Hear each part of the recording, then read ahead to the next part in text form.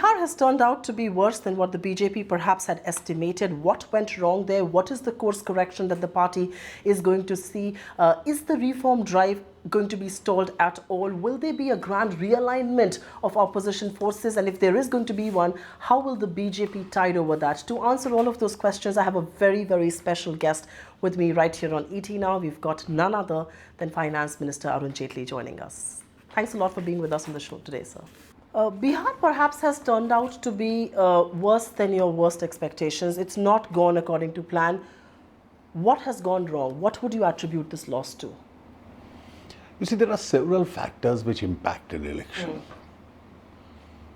Now, one of the factors which you normally feel you'll be able to overcome, and after the election you realize you have not been able to overcome, particularly when you are in government, is the index of opposition unity. Oh, that's right. So if you add up even the 2014 vote percentage of the three constituents of the Mahagathbandhan, it was much higher than us. That's right, yes. And almost the same voting percentage is reflected in the present result. Now, our coalition remained broadly the same, except for Jatin Ram Manjhi joining the coalition, as far as the alliance was concerned. And as far as the Mahagathbandhan was concerned, you had all kinds of disparate forces who came together. They were distinct forces, they came together. And one of our electoral strategies or expectation was that each would not be able to transfer his vote to the other. But that has happened. Because historically, the electorate that had earlier supported Nitish Kumar was very hostile to Lalu, yes. And the Lalu electorate was very hostile to Nitish Kumar. But apparently, they've been able to deliver to each other. That's right. They campaigned together. There were no differences which were reflected in the campaign. And I must say to the credit of Lalu Yadav that he had completely put his force behind Nitish Kumar's leadership, even though he headed a much bigger vote contingent. He's actually the single largest party. Yeah, he's the single largest party. And therefore, if you add up the vote, it becomes a far bigger alliance. So, all your opponents who were separate, even at the peak of, let us say, the BJP or the Modi wave in 2014, almost exactly the kind of vote that they polled contesting separately, they've broadly been able to transfer to each other. You know, it's a very fair point you're making, because if you actually look at the index of opposition unity, and I have a question concerning markets on that in just a bit, but if you actually see the transfer of votes that you mentioned, Congress has actually turned out to be the weakest link, because they contested on a 40, they've been able to win merely 24. So you're absolutely right there. But sir, I'm not going to trivialize this by talking about the Modi magic or the Modi wave and all of that. I'd rather ask you a more pertinent question that some people are beginning to talk. Did the election cost you dearly on account of the fringe elements that you perhaps could not rein in as much as you would have wanted to, the caste equations, or the whole Mohan Bhagwat statements that got quoted? You see, I think cumulatively everything joins together. You see, when you win an election, it's attributable to many forces. And when you you lose an election, you look for various explanations why you lost an election. There is never an excuse which is a substitute, or a scapegoat which is a substitute for victory. Therefore, I don't think there is much of a point in my indulging in that exercise. You are right, during the period when the elections were being contested, some irresponsible statements did change the narrative. That is not expected from responsible political people. I had repeatedly intervened in order to make sure that the narrative comes back as far as plan is concerned. But I think those may be incidental factors. How much they impacted on Bihar, I really don't know. But the single most important factor that has impacted on Bihar is the fact that there was a huge index of opposition unity, almost 100% index in that sense against us. all those who could have joined hands and transferred their vote to each other, They did that. That happened. You know, you were right in saying that success has many fathers and failure perhaps looks for parentage and finds none. But who eventually will take the blame for Bihar? Because it was a campaign led by the Prime Minister himself. Well, each one of us will take the blame. The party collectively has lost. If you saw the intensity with which the Prime Minister campaigned, and if you saw the kind of response that he got, it was mind-boggling. That's right. It was even bigger than the kind of response he was getting in the 2014 election. Because we polled the kind of vote we were polling in 2014. That's right, yes. It's just that our opponents had all joined together. Therefore, to say that his campaign didn't deliver, his campaign got us that vote, but we needed that little extra, particularly when the opponents had joined hands, and that's something we weren't able to do. Because Bihar is also, let's remember one fact, among states which vote on basis of various social considerations, Bihar has a whole history. And we can't, with a kind of aspirational India which is developing, it's easy for us to say that now people will rise above that, but that's not exactly what happens all the time. Did the Jitin Ram Manjhi factor boomerang for you? It did not go. It did not. It did not. Let me be fair. Even though he didn't win too many seats. That's right, yes. But I think amongst our allies, they had a following of their own. And in the seats that we have won, the kind of vote following they had certainly did play a role. They may not have been able to transfer the entire vote to us, or we may not have been able to transfer the entire vote to our own candidates. That's right. Because if you see urban Bihar, we should have swept all the seats, which we didn't. You did fairly well in 2014 and it didn't get kind of reflected on the ground. Many people believe that heads should roll. I mean, that is how popular experts come and comment. Do you believe heads will roll after Bihar? See, I think that's not a very mature suggestion. You win a lot of elections, you lose some elections. So if we start throwing out people after every loss, we probably will have nobody left in the party. So therefore, in a political election, a political party loses an election collectively, it wins an election collectively. After all, when Prime Minister led the campaign and in 2014 we won, are we not all, in terms of positions and stature, beneficiaries of that? That's right. And therefore, today, if we lose an election, should we not be collectively responsible for that? I want to ask you a question because you are the A team as far as Prime Minister Modi is concerned. Do you see Bihar as a referendum on the Modi government, or will you Certainly believe that's...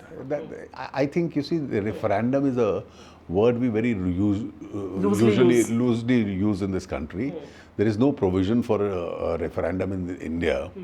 And every election is not a referendum. A state election is not a referendum. You are not contesting on one issue. You see, it could be the Lalu vote which is added to the Nitish vote. It could be the acceptability of Nitish Kumar as a prime ministerial, as a chief ministerial candidate. It is the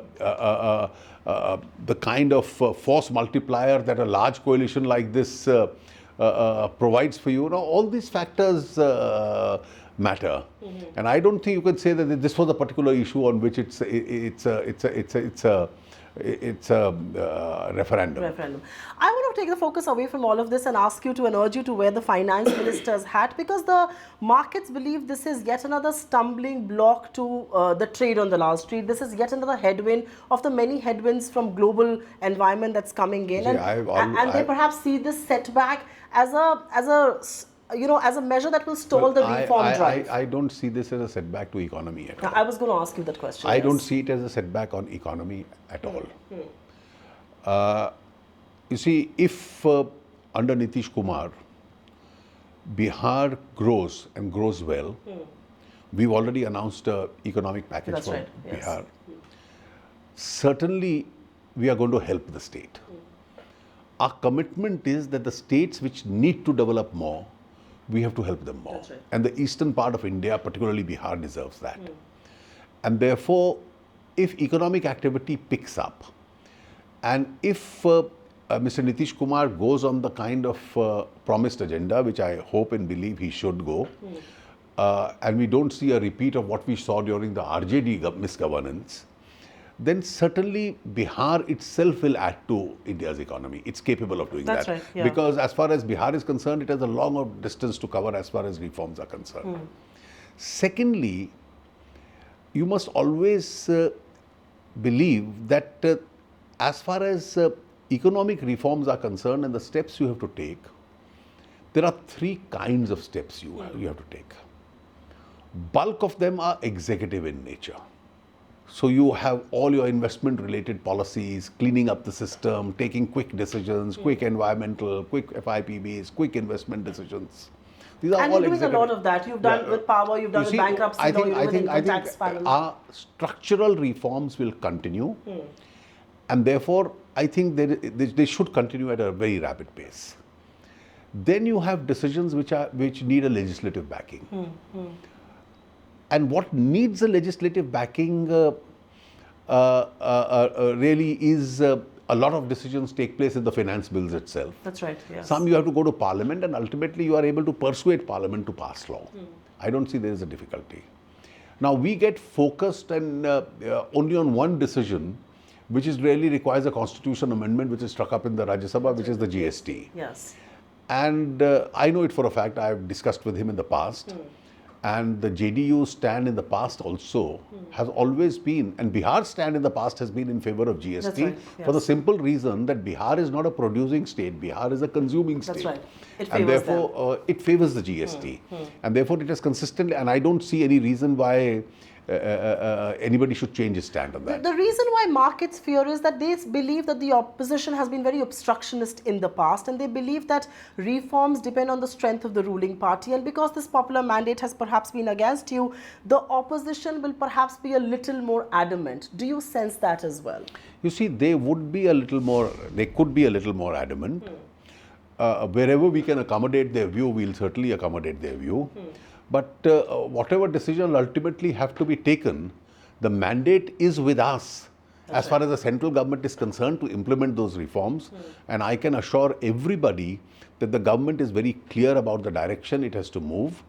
India needs to grow, India needs to get rid of poverty, India needs growth in order to get rid of poverty. And this would be my message to everybody in this country. And if necessary, I would have no hesitation in discussing these issues at length with Mr. Nitish Kumar also. Do we expect a more conciliatory note? Will you perhaps go a little out of your way to reach out to the opposition, given the new reality of a Bihar coming in? I think that's not a correct word to say. In any case, we must always continue to discuss with everybody, That's right, yes. particularly also the opposition.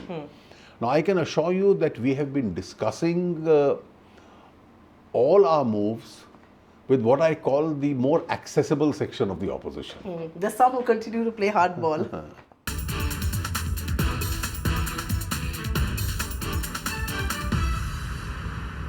The reason I was asking you this question, sir, is that, you know, global investors and domestic investors have never followed assembly election as much as they have followed Bihar. And the word that's coming from you is that there will obviously be a conciliatory note.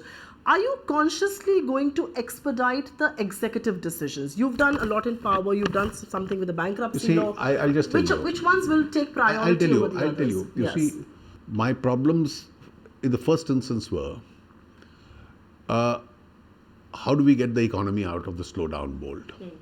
Fortunately, the services are doing well. Manufacturing was a little slow. So we've concentrated on infrastructure. That's right. I have been repeatedly saying I'm going to concentrate on irrigation as far as agriculture because we've had 2 bad monsoons. I don't have a serious revenue problem now. I have a problem with the global slowdown. That's not something which is entirely in my own hands. Now, having concentrated on public spending and having concentrated on getting private FDI into India, I'm conscious of the fact that we are a little slow as far as private investment is concerned. That's right. Overstretched corporates, pressure on banking sector. So each of the causes of the pressure on the banking sector is what we've addressed. We've addressed the power sector, we've addressed the steel sector, we've addressed You even give us something, the textile sector, which was textile a big sector. laggard. We've also looked at the highway sector. We are looking at infrastructure, and these were the areas which had slowed down the banking sector. We are trying to recapitalize the banks and therefore put more life into them. Now, each one of these issues, which are by an executive decisions, we are certainly going ahead. On ease of doing business in India, whether it is easing the dispute resolution mechanism through the arbitration or the commercial laws or the bankruptcy code, whichever, or rationalizing the tax structures, etc. Now, I think our movement is very consistent in each of these directions. Fair point indeed, sir. There is a very obvious question that comes to my mind, because the mandate for the Mahagathbandhan, which has won, their thinking is very left of the center as far as the economic policies are concerned. We also saw Arvind Kejriwal, again a very populist leader who did win in Delhi. The fear also in some sections of stakeholders in Indian economy is, could the BJP be forced to go the populist way? Is that something that you may be forced to do? You see, people may talk left. They may talk left in terms of trying to get a vote popularity. But people have to act pro-development. And therefore, what is the present mandate for Mr. Nitish Kumar? He has to continue to restore sanity as far as Bihar governance is concerned. That's right. He has to make sure that 10 years of governance in Bihar, you've had some improvement in roads, you've had some construction of schools, you've had some activity with regard to, let's say, some medical institutions like dispensaries, Right. etc. Yes. Offices have started functioning. Now, this was something which in the RJD government was never happening. Now, you've had baby steps in the last 10 years. You now need to make the... Now you need to make the big leap. You need to restore the power production in Bihar. You need to restore tourism in Bihar. You need to have a much wider educational infrastructure in Bihar. You need to start getting industries, in the first instance, the food processing industries in Bihar. And if Mr. Nitish Kumar takes these longer steps, we as a central government would solidly stand behind the government of Bihar, for the simple reason we want Bihar to grow, and there's a huge potential, a huge distance that Bihar has to cover. And it will add to your own GDP. It'll add to our own GDP. Now, once governments are elected on a popular mandate, which the Bihar government has been, it's a case of a shared sovereignty. But I can't say that I alone have the mandate to rule. After all, it's also a government which has been elected. And so you're not going to go populist anytime soon. Nobody is going to force the BJP to go populist, at least for now. See, I'll tell you, you don't need to go populist to be popular. To be popular, while if you grow the economy, if you reduce poverty levels, and if you come out with adequate social security schemes to help the poor people, you may call it populist, but that's something which is required in India. And that is a path which will continue. Our Mudra Yojanas, our social security, that's right, yes. The financial inclusion programs. Next, it may be the farmers, or it may be some other sections. I think those all areas will continue to function. So the other concern in the market is that, and some people who came on our channel kind of voiced this concern, that maybe the Bihar verdict will trigger a greater realignment of the anti-BJP bloc. Do you see this as a possibility? The Bihar experiment, it's made for strange bedfellows. I mean, Nitish Kumar and Lalu want to be talking to each other. There is never a last day in politics. And as far as the Bihar experience is concerned, everybody getting together, let's see what are the next elections. No, I asked you this because you spoke about the index of... What are the next elections? The next election is West Bengal. Assam, Punjab. Do you see the Trinamool and the CPM getting together? The next election is Tamil Nadu. Do you see the DMK or the AIDMK getting together? Or do you see Jayalalitha ji aligning herself with the Congress? Obviously, the answer is no.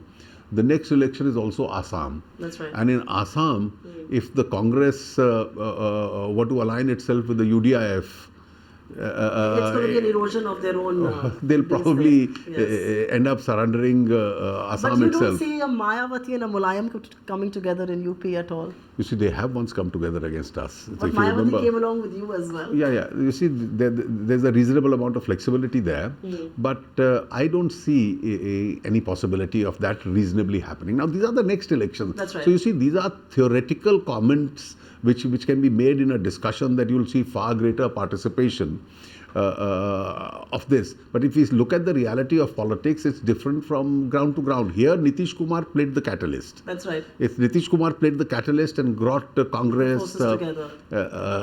as I said during the campaign, but that in the campaign you say these things, so I had said it. Both Nitish Kumar and Sharad Yadav forgot Dr. Lohia and went over to the Congress. That's right. They did that in the elections, but I don't think that can indefinitely happen.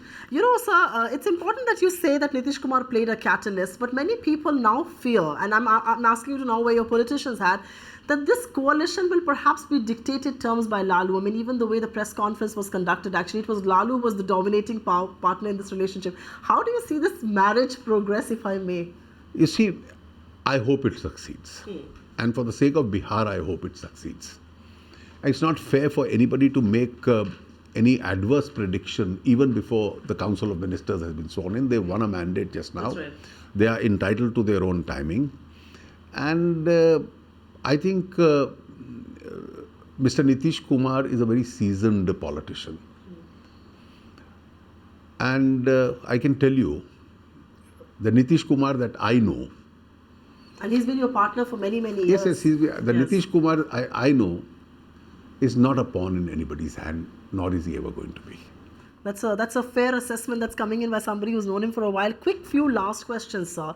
How concerned are you by the shift in narrative in India? It all started with development. It went to this intolerant debate. It went to this debate of communal voices. Okay, I'll tell you. Do you believe the government has failed to crack down decisively on these voices? I think because I know that's a view that you do not share. I don't share that at all. That's right. I have consistently said that. I think a lot of institutions have failed. And in keeping this narrative alive, whether it's a section of the intelligentsia which is not very friendly with us, whether it is some people from your fraternity, the media, you start putting words into people's mouth. Can anybody seriously say that India should be an intolerant society or that India has become an intolerant society? You see, there are aberrations. The idea is to react in a responsible manner against those aberrations. Now, to take away the entire narrative and tell the world that India has become terrible, I think we must never allow that narrative to go through. Therefore, if you have a Shah Rukh Khan or a Zubin Mehta who've come to discuss acting or music, and a competent anchor puts and somebody says, should India be tolerant, and are you going to be disturbed if it becomes intolerant? What do you expect them to say? They'll obviously say we want India to be tolerant. That's what I would also say. Precisely. And therefore you try and change the narrative. I think that's not being fair to the country itself. No, I'll tell you why I'm asking you this question. I hated to ask you this question because I've known you for a while and you are an extremely liberal man. I feel bad in asking you this question because there are the same people who make these loose comments again and again and they seem to get away and you have to do the tough answering. You see, I'll tell you, there are two problems. There are people in India either with strong views or who get carried away before the camera because these extreme views may bring them more publicity. And I think the second problem is the camera also loves to focus on them because that's what adds to a TRP. A sober, relatively duller view probably doesn't. You mentioned in your blog that I read very carefully that sympathizers of the government should be careful about the comments that they make. Who are you referring to here? I think the reference is obvious, that people who get carried away in front of the camera and therefore change the narrative itself. I think the reference is clearly to the people. It's an advice to those people. Is there an obvious reference to Raghuram Rajan who chose to speak about this at the IIT? I think let me put it on record. anybody who tries to misinterpret the governor's speech is not being fair to him. Much before he had spoken, independently, we'd never discussed this That's right. till that day. What is it that he said that I have not said? And therefore, in an interview to a channel, both he and the chief economic advisor said, but the finance minister has already said this. In the Sardar Patel Memorial Lecture, delivered a few days before the governor's IIT speech, I had said that we must remember the age of bans is over. He independently said it in a different speech. When there was black paint or ink thrown on Mr. Sudhindra Kulkarni, I had made a very strong statement saying the idea is to debate and give a counter viewpoint. The idea could never be to just go and paint him black. In fact, that's not the way a debate in a democracy would go on. At a specially convened press conference, I said so. I have written this in blogs, I have said this in press statements, I have said this in memorial lectures. So if a week later or a few days later, a film actor or a musician or a governor says this, then somebody with an agenda will say, oh, but they said this. But that's the obviously correct thing to say. On that note, thanks very much for speaking to us, sir. Assuaging nervous voices in the Indian markets, and we wish you a very, very happy and prosperous Diwali.